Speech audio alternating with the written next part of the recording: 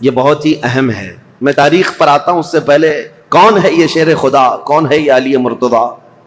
حضور صلی اللہ تعالیٰ علیہ وسلم کی گھر میں پرورش پانے والے, دعوت اسلام میں جہاں جہاں حضور جاتے تھے ساتھ جاتے تھے. جب کبھی حضور لوگوں کو تبلیغ فرماتے, آپ حضرت علی حضور کے ساتھ رہا کرتے تھے. عمر اگرچہ چھوٹی تھی لیکن ساتھ ساتھ رہے. اور جب ہجرت فرمائی میرے آقا صلی اللہ تعالیٰ علیہ وسلم نے, حضور کی ہجرت کے چند ہی دن بعد حضرت علی بھی مکہ سے ہجرت کر کے مدینہ تشریف لے آئے.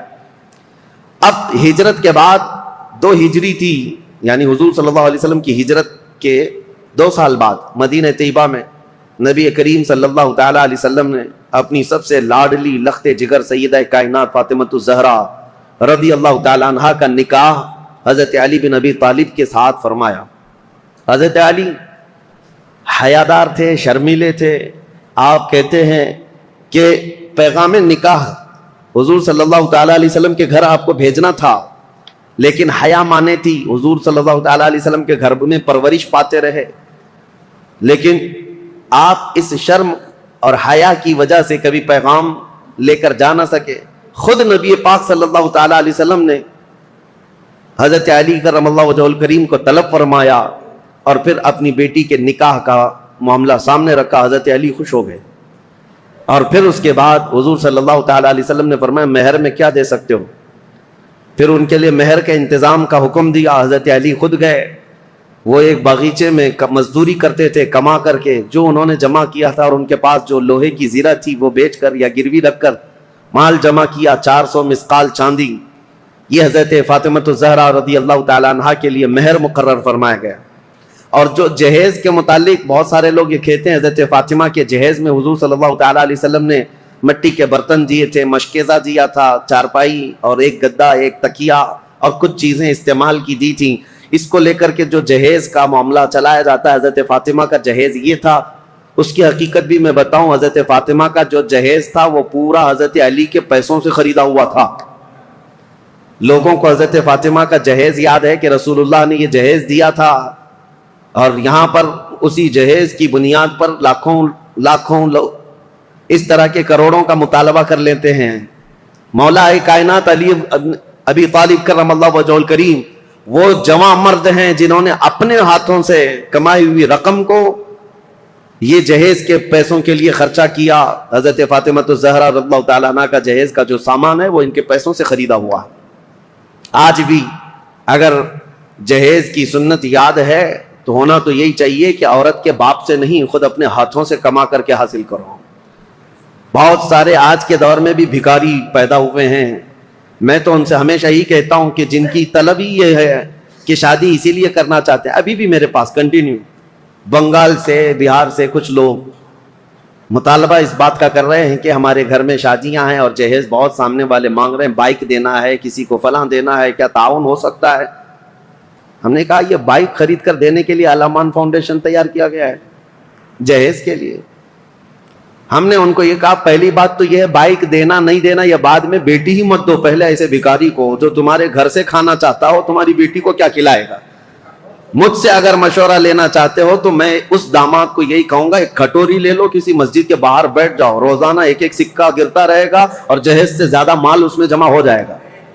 اللہ نے مردوں کو تمہیں طاقت دی ہے, حاکم بنایا ہے کمانے کے لیے, لہذا عورت کے گھر سے لینا یہ ایک طرح کی نحوست ہے, مرد کے لیے ایک نحوست ہے اور اس کی لت پڑ جاتی ہے اور انسان یہاں نکما ہو جاتا ہے. ہم نے بہتوں کو دیکھا ہے سسرال پر پلنے والے ایسے بہت سارے ہیں. ایک مرتبہ عورت کیا گھر سے لے آئی, ہر بار یہ داماد یہی خواہش کرنے لگ جائے گا جا اپنے باپ سے 10,000 مانگ کے لا, 50,000 مانگ کے لیا.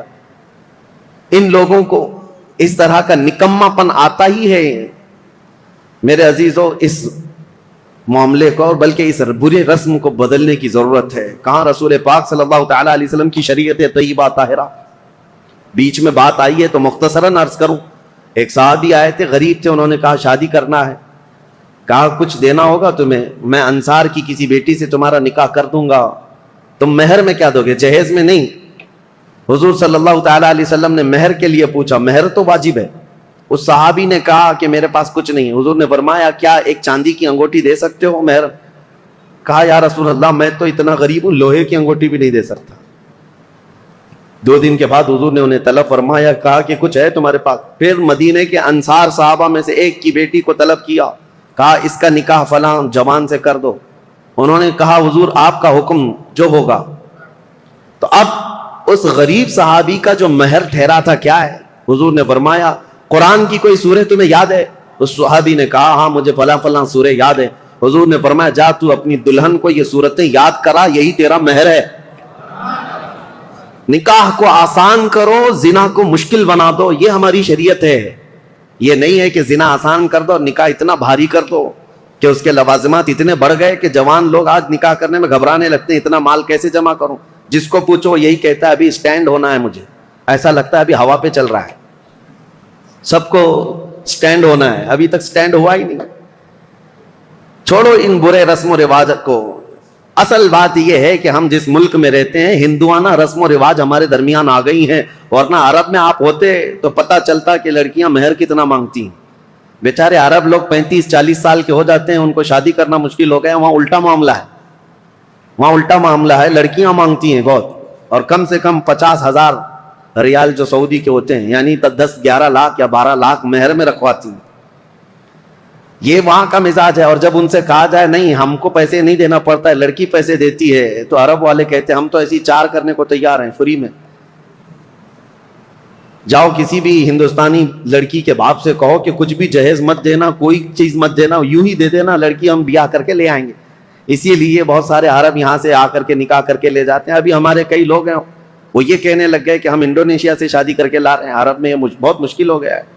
دونوں نظام غلط ہو گئے ہیں, شریعت مصطفیٰ سے ہٹے ہوئے نظام ہے. بات مختصراً اتنی عرض کروں گا, اگر ہمارے لیے آئیڈیل ہے, کوئی نمونہ عمل ہے, تو رسول اللہ صلی اللہ تعالی علیہ وسلم کی بیٹی کی شادی, مولا علی کرم اللہ وجہہ الکریم کی شادی, یہ دیکھنا چاہیے, آپ کو پڑھنا چاہیے کہ ان کی شادی کیسی ہوئی تھی.